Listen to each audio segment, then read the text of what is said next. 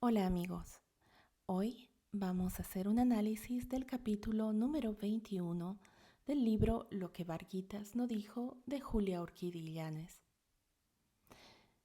Antes de comenzar, quiero hacerles una aclaración y pedirles disculpas porque me equivoqué al contar los capítulos. Todavía nos quedan 3 capítulos. Este es el 21, nos queda el 22 y el último. Lo siento mucho y bueno, comencemos. Este capítulo comienza con una cita del libro La ciudad y los perros de Mario Vargas Llosa. Y dice así: Ella lo miró con ternura. Alberto pensó: estudiaré mucho y seré un buen ingeniero. Cuando regrese trabajaré con mi papá. Tendré un carro convertible, una gran casa con piscina. Me casaré con Marcela y seré un don Juan. Iré todos los sábados a bailar al Grill Bolívar y viajaré mucho. Dentro de algunos años ni me acordaré que estuve en el Leoncio Prado.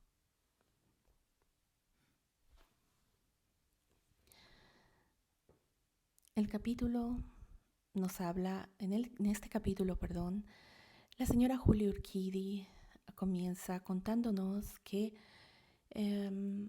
a pesar de la sugerencia de su esposo, para ella era impensable ir a París a atenderse debido a su salud y que se quedó en Bolivia en cuidado de médicos cochabambinos. Ella nos cuenta también que siguió manteniendo correspondencia con su esposo y que éste le escribía seguido hablándole en un tono totalmente diferente, y ella se quejaba porque le parecía un tono demasiado materialista, fijado solamente en el dinero. Respecto a esto, yo la cito ahora, nos dice: Mario no parecía tener cuenta mi situación emocional y afectiva. Después de la traición que a mis espaldas se tramó y se llevó a cabo con tanta perfección, teniendo por aliada mi ingenua sinceridad y mi actitud de aceptar los hechos calladamente.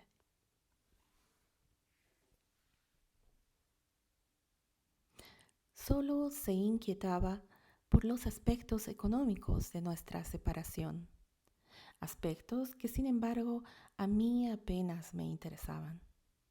Quizás que al lado de mi familia, quizás porque al lado de mi familia nunca carecí de nada. Y nos cuenta que sí, que para ella era un dolor muy grande recibir estas cartas con un contenido más que nada interesado en el dinero y fijado en el dinero.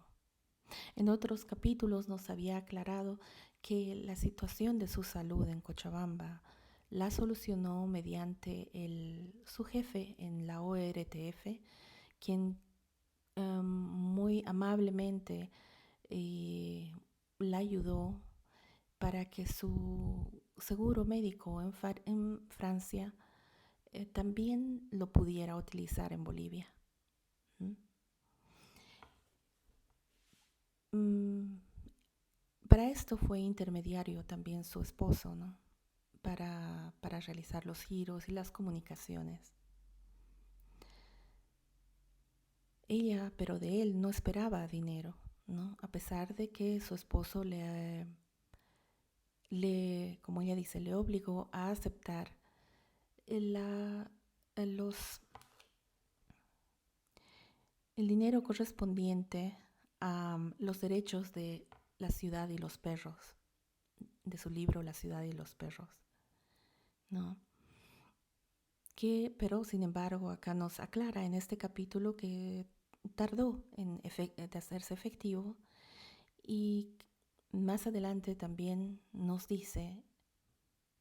más adelante nos aclara algo que también nos dijo en capítulos anteriores, que tras la publicación de este libro, esa ayuda tan generosa que él le dio se la quitó, ¿no? Bueno, ella nos dice lo siguiente al respecto, ¿no? Pero Mario todo lo remitía al tema del dinero.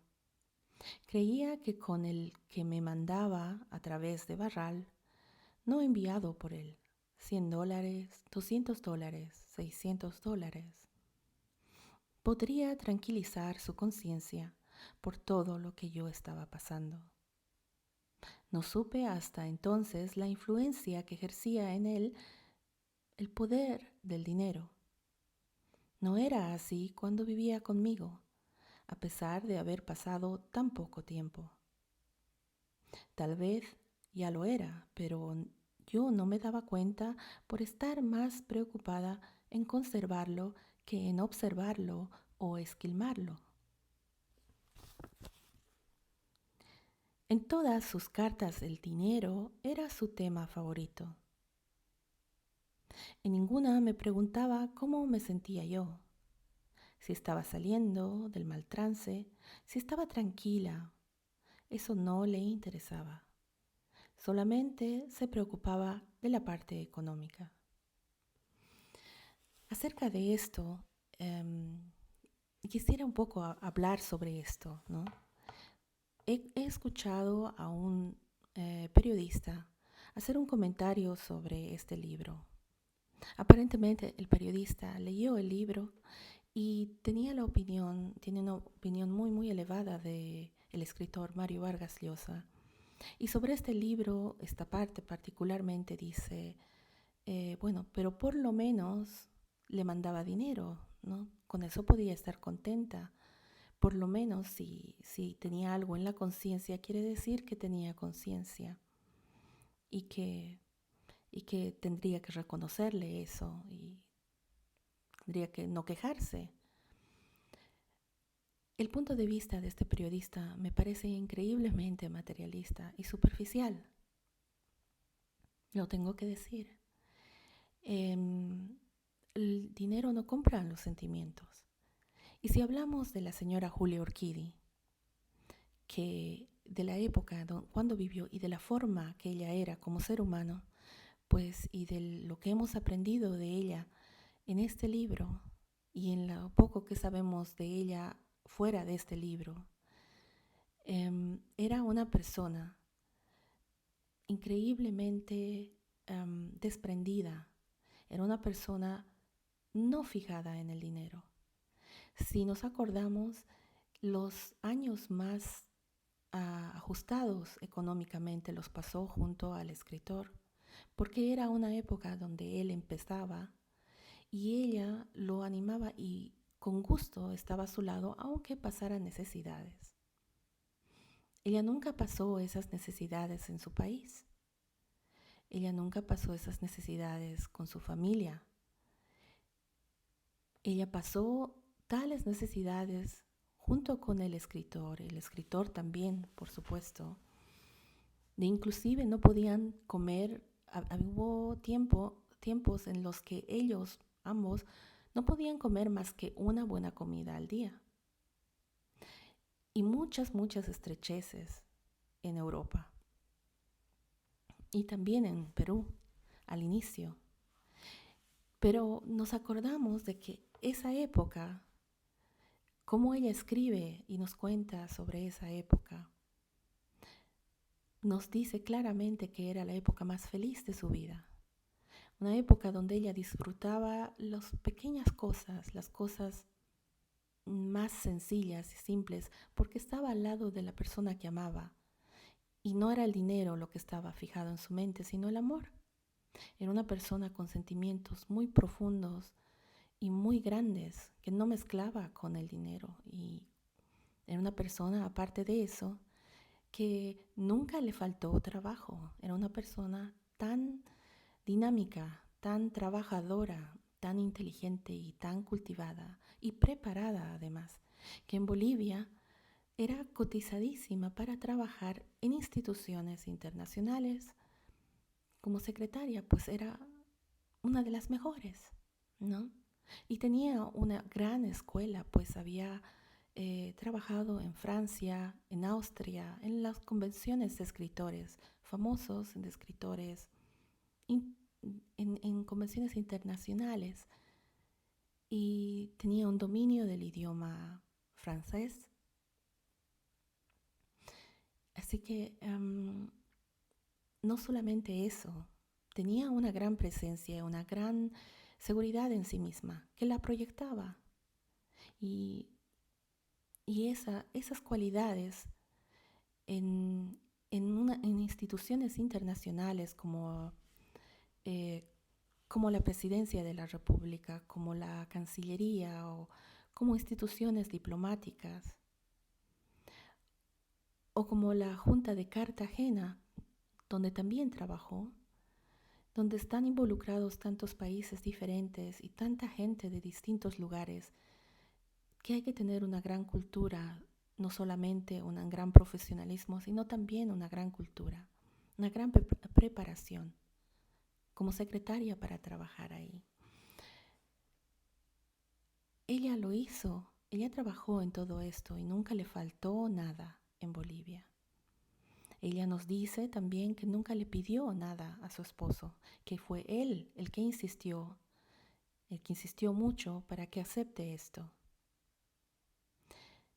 Pensar que a ella le movía, debería conformarse con esa generosidad de él y aceptarlo. No, por supuesto que no. Es muy fácil decirlo cuando uno no es a quien se lo ha dejado de lado, a quien ha dejado lo que amaba atrás. ¿Y qué es lo que ella amaba? Ella no conoció la vida um, cómoda y con grandes comodidades junto al gran escritor Mario Vargas Llosa. Lo que amaba fue la vida que conoció junto a él, y la vida que conoció junto a él era una vida sencilla, a veces demasiado apretada económicamente, pero con gran amor de ella hacia él, profundo amor, gran admiración como escritor, gran admiración por todo ese mundo, que ella nos dice que amaba todo eso de él y del mundo en el que vivía.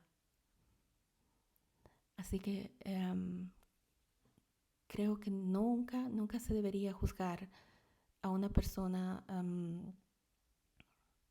de acuerdo al dinero o, o, o pensar que se puede pagar para que el estado de ánimo de una persona cambie por el dinero, ¿no? En, es verdad que hay mucho materialismo en el mundo, es cierto. Es verdad que hay muchos lugares donde hay personas que le dan mucha importancia a esto y que necesitan mucho esto, pero también es verdad que hay muchas personas en el mundo que, cuyos sentimientos, cuyos valores familiares o de vida son para ellos más valiosos, valga la redundancia, que el dinero, ¿no? Y hablar así de alguien me parece carecer de empatía también, un poco no poder tener la sensibilidad de ponerse en la situación de esa persona, porque simplemente nos es imposible entenderla. ¿Mm? Bueno, luego de esto nos cuenta que sí, llegó a someterse a una cirugía, ¿no? Que tuvo como 3 o 4 cirugías, ¿no? Y que esta vez lo hizo en Cochabamba y nos cuenta una anécdota muy graciosa. Nos dice que lamentablemente la anestesia no daba efecto porque sus nervios estaban muy alterados, y debido a esto no podía tranquilizarse, ¿no?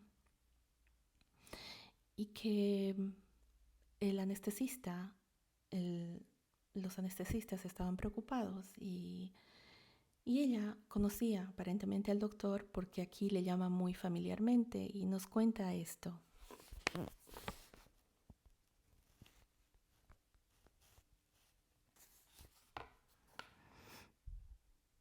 Mi estado nervioso era mi peor enemigo. No me dejaba dormir. Después de mucho rato le dije al anestesista, Jimmy, creo que esto ya hace efecto. Te oigo como si estuvieras lejos. A lo que él me contestó, riendo, ya era hora. Estaba dispuesto a darte un golpe en la cabeza para dejarte inconsciente. Nos dijo que así, pero eh, funcionó la anestesia y cuando despertó estaba rodeada de sus padres y de sus hermanas y que ellas la cuidaron muchísimo, ¿no? Que su mamá y sus hermanas no se separaron nunca de su lado. Estuvo muy, muy bien atendida y rodeada del amor de ellas, ¿no? Después de un tiempo nos cuenta que llegó su hermana Olga de Perú y había llegado a visitarla exclusivamente y a pedirle, se había enterado ya de todo lo que pasaba, y a pedirle que no le dé el divorcio a su esposo, lo que naturalmente la señora Julia Urquidi lo negó porque ella ya había decidido dárselo. Y esto fue un dolor para la señora Julia Urquidi porque hubiera preferido, claro, no tener que hablar más de eso y dejar el asunto cerrado. Pero, y tampoco ver a su hermana tan triste como estaba. Nos cuenta que su hermana estaba sufriendo mucho por esto, ¿no? Y que no podía aceptar que algo tan horrible estuviera pasándole a su hermana Julia y que no podía aceptar el por qué le estaba sucediendo todo eso o quiénes causaban ese gran dolor, le causaban ese gran dolor a su amada hermana, ¿no? Ella nos habla de esta forma sobre este tema, ¿no? Para mí, estas reacciones de mi hermana eran muy dolorosas. Tenía que sacar fuerzas de donde fuera para ponerme firme y no llorar con ella. Cuando en la noche me quedaba sola en mi habitación, ocultaba la cabeza bajo la almohada y daba paso a toda la tensión del día. Muchas veces he llorado hasta el amanecer, pero durante el día nadie me vio llorar, ni quejarme de nada, ni hacer un solo reproche a nadie. Luego nos cuenta que un día decidió hablar con su hermana, ¿no? Decidió, a pesar de que esto era muy doloroso para ella, hablar sobre lo que estaba sucediendo y trató de hablar y siempre abogó por su sobrina y por su esposo, ¿no? Abogó por ellos para que su hermana aceptase esta relación y pero claro, su hermana no quería hacerlo. Empezó a gritar y a sentirse muy mal, a tener mucha, mucha ansiedad. ¿Mm? A esto ella nos cuenta lo que le dijo a su hermana en esa ocasión. Cállate, no hables así. Dios puede castigarte. ¿Qué sacas con ponerte en esa posición tan intransigente? Es tu hija. Yo solo soy tu hermana. Y bien sabes que una madre no tiene límites para perdonar a sus hijos. Se casarán, Olga, y tendrán hijos que serán tus nietos. ¿Para qué esperar hasta entonces si puedes perdonar ahora sin hacerle daño, sin hacerte daño tú ni hacérselo a Patricia? Ella te necesita, no la dejes sola. Y luego nos dice, me miraba como con la mente ida, con ojos que parecían no verme y repetía, no puedo, no puedo, no puede ser que tú me digas esto. Tú dices que mi hija se casará con tu marido. ¿Cómo es posible, Julita? No lo acepto, me muero de vergüenza. ¿De qué estás hecha, hermana? Y así ella nos cuenta de que siguió tratando de consolarla y hablarle y consiguió hacerlo de alguna forma, ¿no? Pero que esto fue un esfuerzo muy grande para ella, que anímicamente la puso también muy mal, pues al final eh, tuvo que decirles a ella y a sus demás hermanas que por favor la dejasen tranquila con este tema, ¿no? Le dijo de esta forma, habló con ella de esta forma y la cito nuevamente. No me pidas más que no inicie el divorcio, porque lo haré. Olga, te juro que lo haré. Y ya no nos martiricemos más, por favor. No exijan tanto de mí. Soy un ser humano, no una máquina. Quiero vivir en paz. Quiero olvidarme de esto, de este maldito mal sueño. Déjenme tranquila, por favor. Al final, su hermana se tranquilizó y aceptó la situación. Y bueno, luego ella nos dice, estaba decidida a darle el divorcio, por supuesto que sí. De, Se preguntaba a ella misma de qué le servía estar casada con alguien, mantener un matrimonio cuando su esposo ya no la amaba, cuando ya no estaba con él. ¿Y qué es lo que quedaba? Solamente su nombre, su apellido. Al respecto nos dice,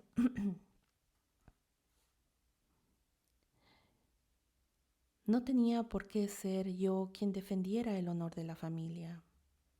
Yo no provoqué esa situación y me mantenía en mi promesa. Además, ¿qué sacaba con llevar su apellido si no lo tenía él? En esos momentos el mío era mucho más conocido. Yo llevaba y llevo el de una familia tradicional de Bolivia. Mario era completamente desconocido. Aquí nadie sabía todavía del famoso escritor. Ahora se lo conoce como tal, pero mi nombre, el que me legaron mis padres, sigue siendo respetado por todos y sobre todo por mí misma. Luego nos cuenta que recibió una carta de su cuñado en Perú, del esposo de su hermana, Olga, donde él también estaba muy conmovido y muy acongojado por la situación, donde ella nos dice que esa carta es muy personal y que no la va a mostrar a nadie.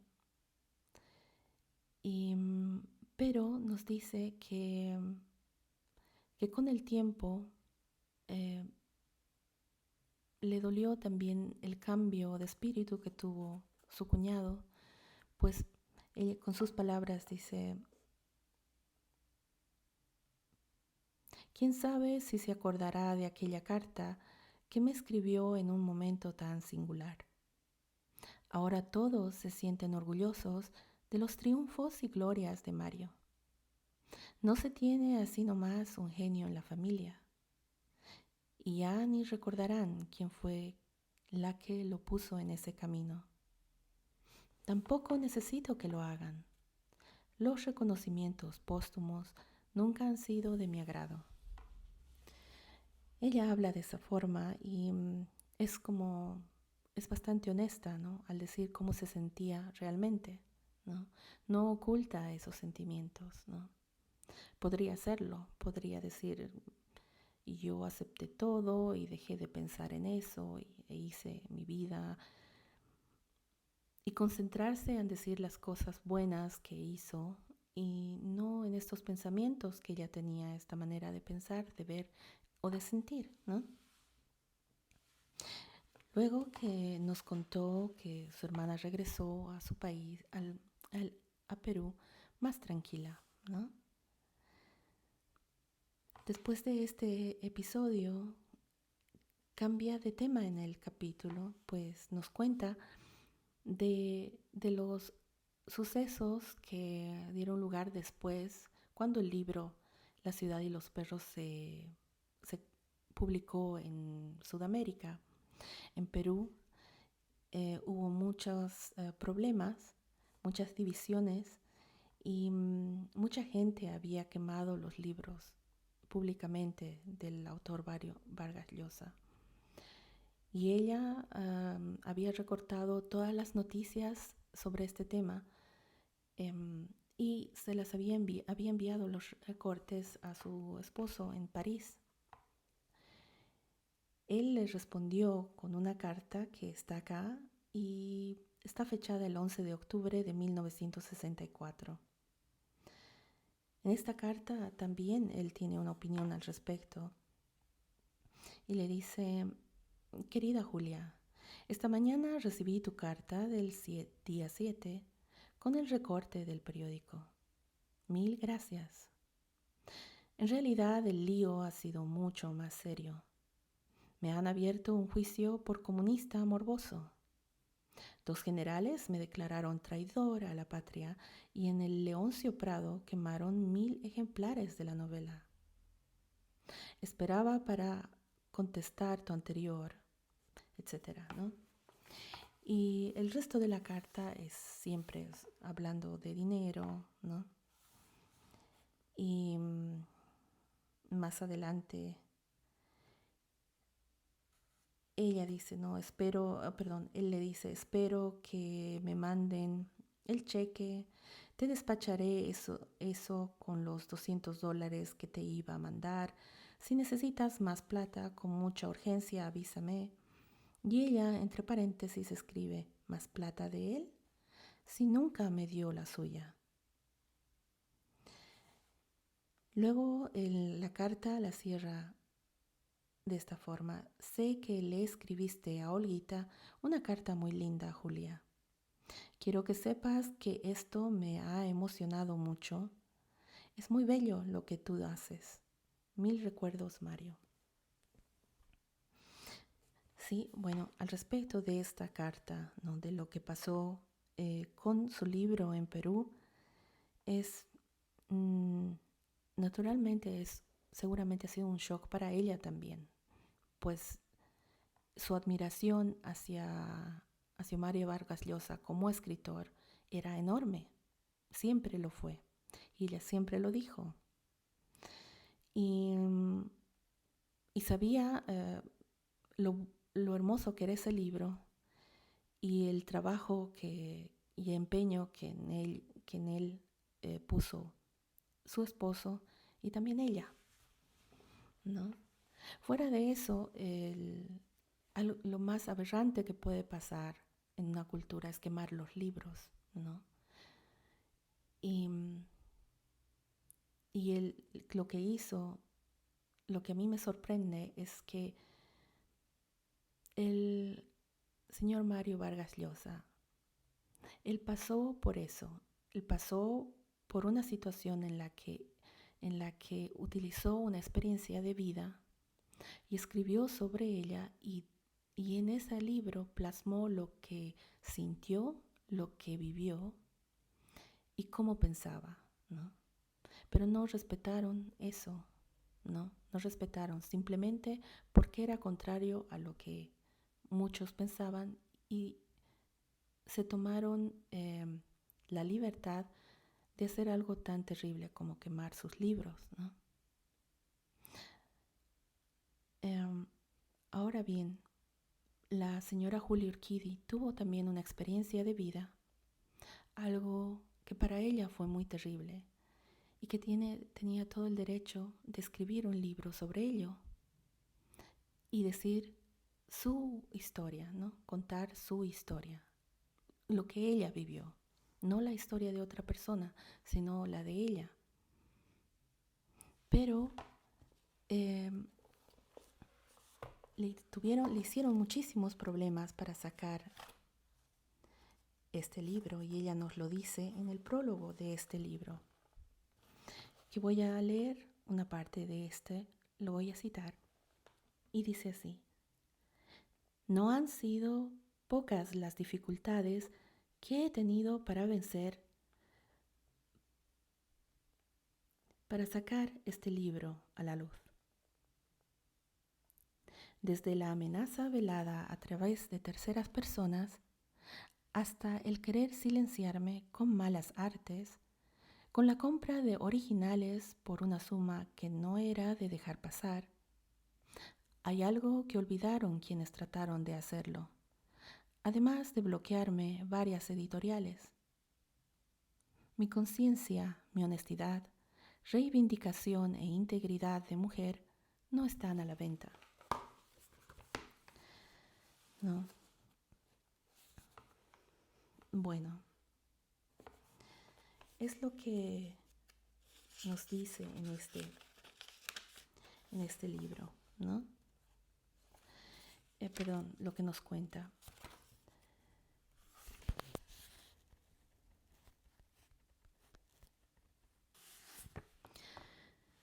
Posteriormente nos cuenta que empezó a trabajar con la señora Rosmarie Galindo, que era la primera dama, la esposa del presidente René Barrientos Ortuño. Y trabajó con ella como su secretaria privada, ¿no?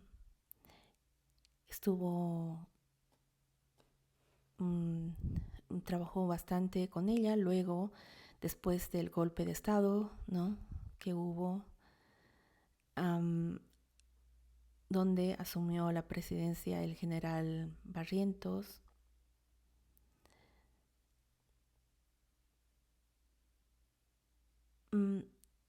Y siguió trabajando como secretaria privada de su esposa. Se fue a vivir a la ciudad de La Paz, ¿no? Pues la sede de gobierno en Bolivia está en La Paz.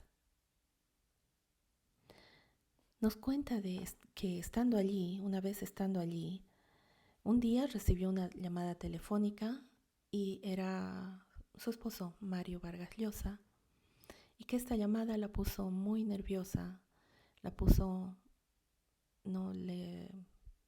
ella estaba todavía muy enamorada de él, por supuesto.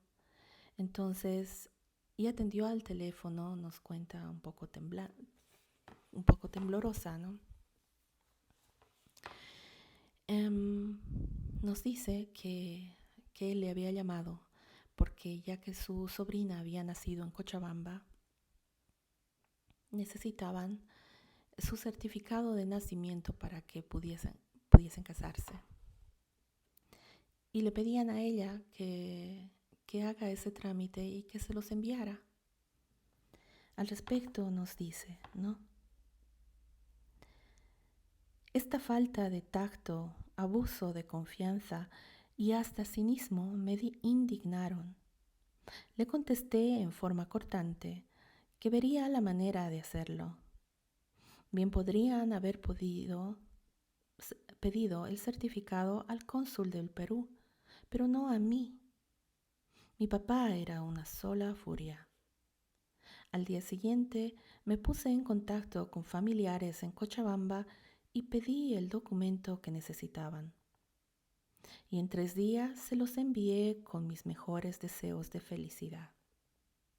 Solo faltaba que me invitaran al matrimonio o que me nombraran madrina de la boda. Ellos eran muy capaces de hacerlo. Contra todos sus ideales y convicciones, Mario se casó por la iglesia. Luego nos cuenta que el día que se casó estuvo muy triste, muy acongojada, que fue un día muy difícil para ella, y nos lo describe de esta forma, ¿no? Ese día con la imaginación, seguí paso a paso todos los acontecimientos.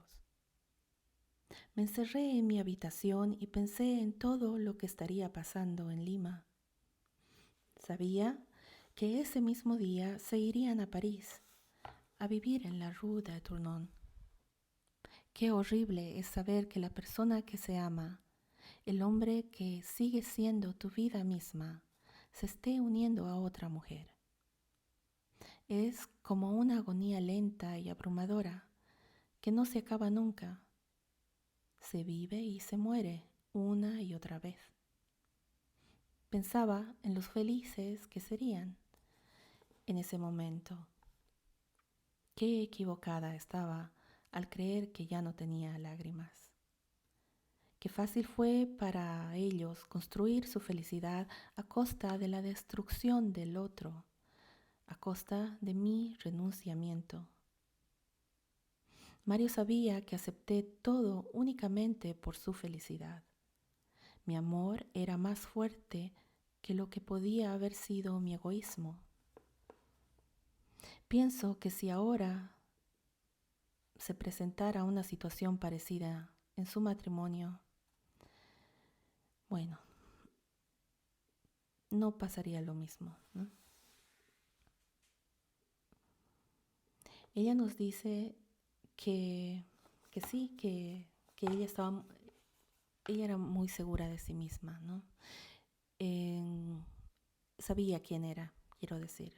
Sabía que era una mujer muy buena, que no era tonta, pero que era muy, muy buena, ¿no? Y estaba convencida, ¿no? Dentro de sus convicciones, la bondad no es ser tonto, no es sinónimo de ser tonto, la bondad es bondad. Y, y estaba feliz de ser así como era. Y al respecto nos dice: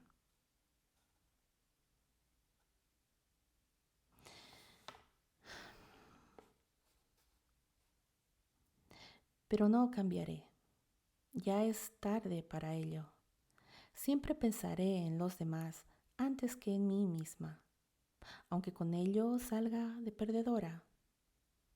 Una amiga me dijo una vez que debería cambiar, que con mi forma de ser podría pasar por tonta, que si alguien me golpeaba y si éste caía, yo le daría la mano para que se levantara y me siguiera golpeando.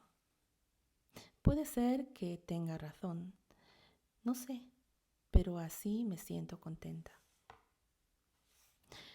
Luego nos cuenta de que un tiempo después se casó nuevamente, se volvió a enamorar, aunque que no fue un amor así como el que sintió por su ex esposo Mario Vargas Llosa, que un amor como el que sintió por su ex esposo no lo volvió a sentir más y que en el fondo nunca dejó de amarlo, ya que hasta que escribió este libro, ¿no? Y luego nos cuenta de que se fue a vivir con su esposo a Estados Unidos, donde él tenía un puesto en la embajada de Bolivia, y, y que eran buenos amigos y que ella le había ayudado también muchísimo, le había ayudado a salir profesional, lo mismo, ¿no? De todas maneras, su matrimonio lamentablemente no funcionaba bien, pero al principio sí, en esa época, su matrimonio duró 6 años. Dice que en esa época recibió la visita de sus sobrinos, entre comillas, ¿no? De su ex esposo y su sobrina. Dice que con mucha sorpresa recibió la llamada de su esposo y quien le dijo que sus sobrinos estaban en Washington y que querían verla y que los esperaban en el aeropuerto, o en el hotel, perdón. nos cuenta sobre esto que fue para ella em, una situación muy extraña estar con ellos. Y yo creo que es mejor que la cite nuevamente.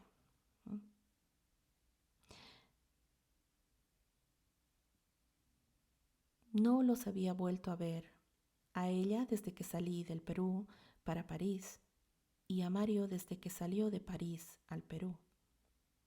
Disimulé la enorme emoción que sentía y fuimos con René a buscarlos. Los dos me besaron y demostraron alegría al verme. Ella me seguía llamando tía Julia. Realmente no sabía qué pensar, cómo calificarlos. Para ellos no había pasado nada. Todo era perfectamente normal. Eran dos cariñosos sobrinos que querían saludar a su tía, a quien no veían hace tanto tiempo. Dimos algunas vueltas por la ciudad y los dejamos en el aeropuerto. Sentada al lado de Patricia, sentía emociones contradictorias. No podía precisar si me alegraba o no de verla. A Mario evitaba mirarlo y dirigirle la palabra. En realidad, no encontraba de qué hablar. Por primera vez en mi vida estaba muda. Bueno, ella nos cuenta este episodio, ¿no? Y luego nos dijo, después de un tiempo, su matrimonio realmente empezó a irse abajo y que ella decidió darse un tiempo, o ambos decidieron darse un tiempo, y ella viajó a Perú y estaba en la casa de su hermana. Y dice por casualidad, porque su ex esposo y su sobrina vivían en Londres y justo esa época también viajaron al Perú. Nos cuenta de una ocasión donde no pudo evitar encontrarse con ellos en la casa de su hermana, donde había una reunión familiar y ellos estarían presentes. Dijo que ella estaba serena, ¿no? Que había aprendido a controlarse bastante bien y que el cariño, que el amor que sentía por su ex esposo se había convertido en algo muy tranquilo. Ella nos dice, era para mí como si me hubiera enamorado del Shah de Persia. O sea, algo, la cito acá.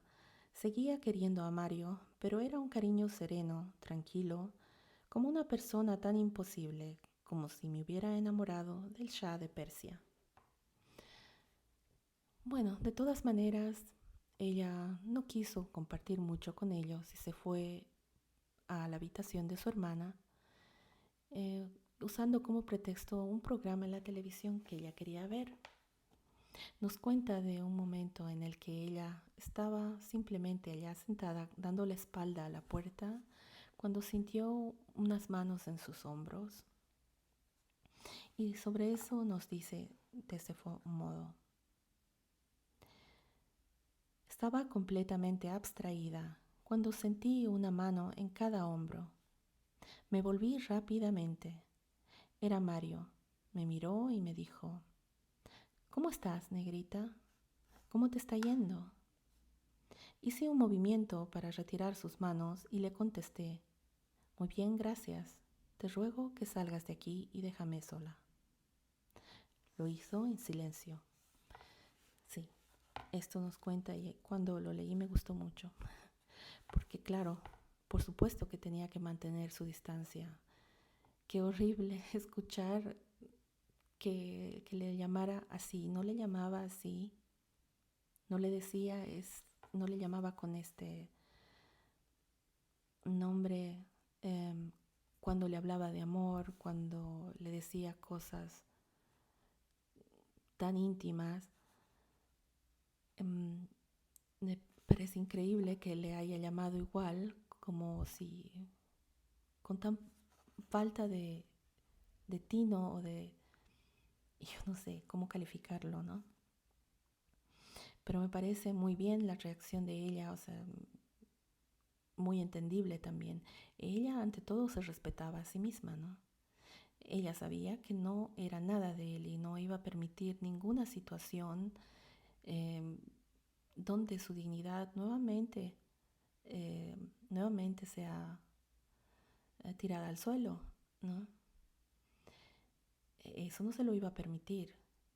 Él no era ya nada de ella y no tenía derecho a molestarla, ¿no? Nos cuenta pero también de que después se fueron a unas carreras de caballos y que por casualidad ambos habían escogido al mismo caballo, que era el que más débil se veía y que sin embargo ganó y que al festejar se dio cuenta de que él también había escogido al mismo caballo. Le pareció una casualidad y esta casualidad la divirtió un poco. Nos cuenta también que celebró al poco tiempo su cumpleaños y ya que todos iban a estar invitados, todos sus familiares y sus amigos, tanto bolivianos como peruanos, también invitó a sus sobrinos, ¿no? Bueno, a su sobrina y a su esposo, al esposo de su sobrina. Y ellos estuvieron ahí y nos cuenta de que hubo muchas críticas, mucha gente le dijo que no debería haberlos invitado, etcétera. Pero ella dijo que estaba serena ese día y que inclusive estaba contenta y que la pasó bien, ¿no? Estaba mucho más tranquila y ya asumía su vida de diferente forma. Había encaminado ya su vida bien y claro, ya nos lo dice y nos lo hace ver al contarnos de que celebraba su cumpleaños. Ella celebraba la vida, ¿no? Celebraba su vida. Y parece muy saludable, ¿no? Y muy fuerte. Con esto nos demuestra que ya había salido adelante, ¿no? Luego nos cuenta que trabajó nuevamente en La Paz con la primera dama, con la nueva primera dama, la esposa del general Hugo Banzer Suárez, Yolanda Suárez, y que con ella hizo mucho, que la gestión de ella aquella vez tuvo mucho que ver con el trabajo social en toda Sudamérica y que tuvo la oportunidad de ir a muchos países como Brasil, Argentina, Perú, Paraguay, Venezuela, Colombia, Panamá, Ecuador, Estados Unidos y México. Y que aprendió mucho en esos países sobre el trabajo social, sobre actividades, que en Bolivia también se realizaban muchas actividades en las que ella estaba y que le gustaba mucho, se sentía muy útil al hacer algo por los niños, por los ancianos, ¿no? Por la gente que necesitaba, por mujeres, por las mujeres que necesitaban trabajar, ser independientes, y en programas que había aquella época, ¿no? Y esa fue la forma de trabajar de ella esa época, ¿no? Independientemente de lo que pasó en Bolivia en esos tiempos, ¿no? Su trabajo consistía en exclusivamente colaborar con la primera dama para estos trabajos sociales, ¿no? Y eso le llenaba a ella de satisfacción, ¿no? Luego, luego nos cuenta con mucha tristeza que perdió a sus padres, a ambos, en, en un mes. Nos dice sobre eso: en ese lapso perdí en un mes a mis adorados padres, que se me fueron casi juntos. Habían celebrado 54 años de matrimonio. Mi madre tenía 13 y mi padre 19 cuando se casaron. Ella partió primero. Pasaron toda su vida juntos y no pudieron estar separados el uno del otro por mucho tiempo. El ejemplo que nos han dejado vivirá siempre con nosotros. Luego de esto nos cuenta que se divorció de su esposo, ¿no? Pero que valora mucho su amistad y que ambos sabían que no había ese amor tan fuerte, y debido a la ausencia de ese amor tan fuerte que ella sentía, que ella no podía sentir por él, y también que él no sentía hacia ella, pues decidieron separarse y divorciarse de buena manera, y quedaron, que él se quedó a vivir en Estados Unidos, y ella lo recuerda con cariño y dice: siempre valoraré su amistad, ¿no? Luego nos habla que ella siempre estuvo al pendiente de la carrera de su esposo, de su ex esposo Mario Vargas Llosa, que lo admiraba mucho como escritor, ¿no? Que leía todo lo que tenía que ver con él. Y cierra este capítulo diciéndonos: buscaba sus libros en todas las librerías. Cuando los encontraba era como si hubiera descubierto un tesoro, y no los leía, los devoraba. Y así termina este capítulo, ¿no? Al respecto, bueno, he ido comentando y analizando distintos párrafos del mismo. He tratado de ser lo más ordenada posible. Mil disculpas por las fallas que he tenido al hablar, tal vez. Pero bueno, sobre este capítulo, aparte de todo eso, pues lo que veo es que ella ya se había curado. Los sentimientos que tenía por el escritor Mario Vargas Llosa estaban presentes, pero también estaba presente el gran amor que ella se tenía a sí misma, ¿no? Que ella